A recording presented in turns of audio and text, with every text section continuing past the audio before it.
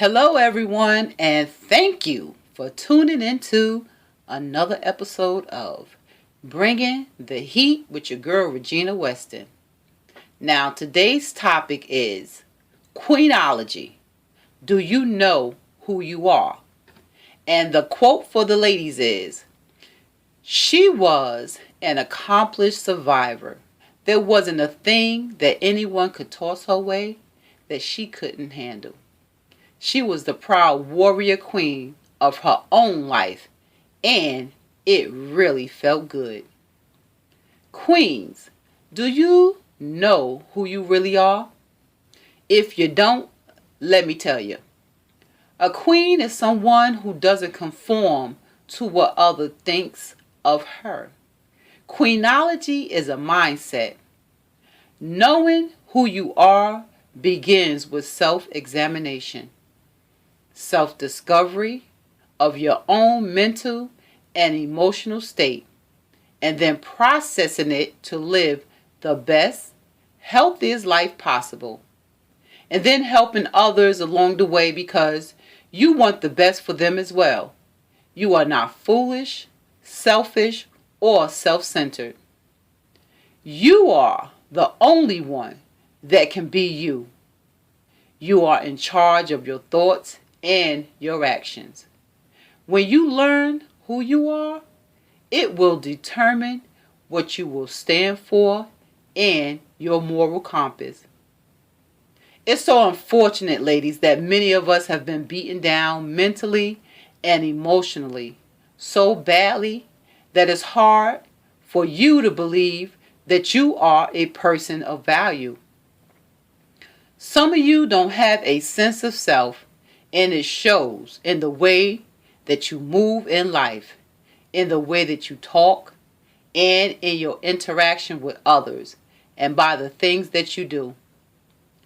And for some of you, you were on a good path, but lost your way and have forgotten who you are because you have lost yourself due to life circumstances or hardships. And for many others, you never knew who you were because you were never told or had the positive representation of who you are for whatever the reason. And I'm sure for some, it's many. But today is your day. It's the day of a new beginning, and the work starts with you. But you have to be open to the process of change. As I stated before, you are in charge of your thoughts, your actions, and you have the power to change your situation with the help of God. We can't leave God out of the equation. I want you to know that you are a beautiful and intelligent woman. Many of you have the ability to carry life and then nurture it during conception and after. Let it be known that queens live their best, healthy lives, loving and accepting everything about themselves because they know that they are set apart from others. They embrace their differences. You can do the same. Remember, your value doesn't lie in how your body looks or your looks, period. Truth be told, you can be drop dead gorgeous and still not know who you are and feel empty inside, dealing with the feelings of self-doubt and low self-esteem. So stop worrying about the opinions of others. You are beautiful, smart, and bold, with love in the palms of your hands to give to yourself and those that are deserving. One of the problems is we give our love to those who are not deserving of it. But that's another topic for another day. I'm speaking life into those that needs a pick-me-up. Ladies, see me as your caffeine. I am a refresher course for those who have forgotten who they are, and the teacher for those who never knew Bam! Here it is. You are all of that and so much more. We live in a world full of shallow people, and if you're not very careful of what you consume on a daily basis, these false images of the perfect woman will have you doubting yourself, your self-worth, and your abilities, and you will find yourself comparing yourself to others all the time, trying to fit an image or a mold of someone else's. Let it be known that God did not intend for us to be carbon copies of one another. Think about it for a second. That would really be weird in hindsight. The God that I serve is more creative than that. Even when he created twins, triplets, etc., he made sure that they still had a unique personality and disposition about them. It is something about them that sets them apart from their siblings.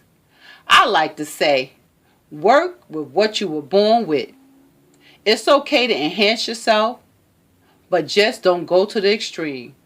Because then you are saying to the one that created you that he didn't do a good job. God makes no mistakes. Sometimes some of us are born with an abnormality, but don't you think God knew that as well? He said in Jeremiah 1:5, "Before I formed thee, I knew thee," which simply means that if he created you, he also has made some kind of provision or care for you as well. It is not our job to understand everything about our Master's plan for our life, but we have to learn to work with what we were given. I have seen a lot in the years that I have been on this earth, and the one thing that I can say is that someone has it rougher than you somewhere around the world and would do somersaults, keyword somersaults, to walk in your shoes in a heartbeat. Women, most of us again have the ability to carry life and nurture it. That's big. Instilling in a child treasures unmeasured to be carried on from generation to generation. Our task on earth is greater than how big our butts or our breast is, or how long our hair is, or how light or dark our complexion is, or how good we look. Now don't misunderstand me. It's okay to be your best self and look your finest. However, your life shouldn't be consumed with that because it falls into the superficial basket of thoughts and things. The definition of vanity is excessive pride in or admiration of one's own appearance or achievement. The Bible talks about vanity and the vanities of life and how these things will eventually perish. If you live long enough, you will witness things about your physical appearance shifting from time to time and with time. Ask yourself a question. Is vanity all your self-worth is tied to? If it is, then what do you really have? Let me tell you. What you got is a hollow shell filled with nothing of essence or substance. Let me tell you what you are not. You are not a vulgar woman, a classless or clueless woman, a homewrecker, a one-night stand woman, a drama-filled woman, a superficial woman, or a gold-digging woman. Now, don't get it twisted, ladies. That could be what you do, but that is not who you are. I encourage you to change your mindset. Know who you are and who you are not. You are not just a pretty face. Your mind and heart matters too. The legacy, keyword legacy, you leave behind matters. Refocus, my queens, and take your rightful place. You define who you are, not society and the false images and messages they sell you. Strive, keyword strive, to become a Proverbs 31 woman, which says she is clothed with strength and dignity. She can laugh at the days to come. She speaks with wisdom, and faithful instruction is on her tongue. She watches over the affairs of her household and does not eat the bread of idleness. She is a woman of purpose, and this is who you are. It is time for you to walk in it, own it, redefine yourself, starting right now.